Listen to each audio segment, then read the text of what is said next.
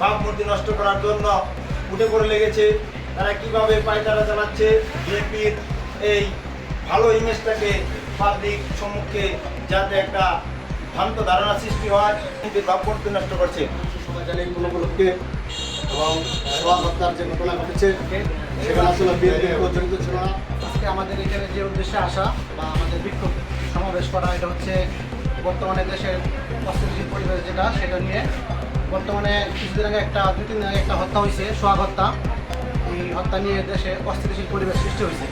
তো এই জন্য আমরা বিএনপিকে এটা নিয়ে বেশি উস্কানিমূলক বিএনপিকে তারা দিতেছে, এটা নাকি বিএনপি জড়িত, বিএনপি নাকি চাঁদাবাজের সাথে জড়িত। আমরা এটা বলতে চাই, বিএনপি কখনোই চাঁদাবাজের সাথে জড়িত নয়। বিএনপি একটি বিশুদ্ধ দল, বিএনপি কখনোই চাঁদাবাজকে প্রশ্রয় দেয় না। আর আমাদের যে নেতা যারা তারেক রহমান, উনি সবসময় বলে যে আপনারা সন্ত্রাসমুক্ত, চাঁদামুক্ত সবসময় কমিটি গঠন করবেন। তো আমার কথা হচ্ছে এটাই যে কোনো ঘটনা হলে দেশে এটা যেন সঠিক তদন্ত সাপেক্ষে বিচার করা হয়, সেটা যে দলেরই হোক। আর যদি বিএনপির হয় তারপর বিচার করা হোক, তবে এই ঘটনাতে বিএনপি জড়িত নয়, এটা সুষ্ঠু তদন্ত করা হোক।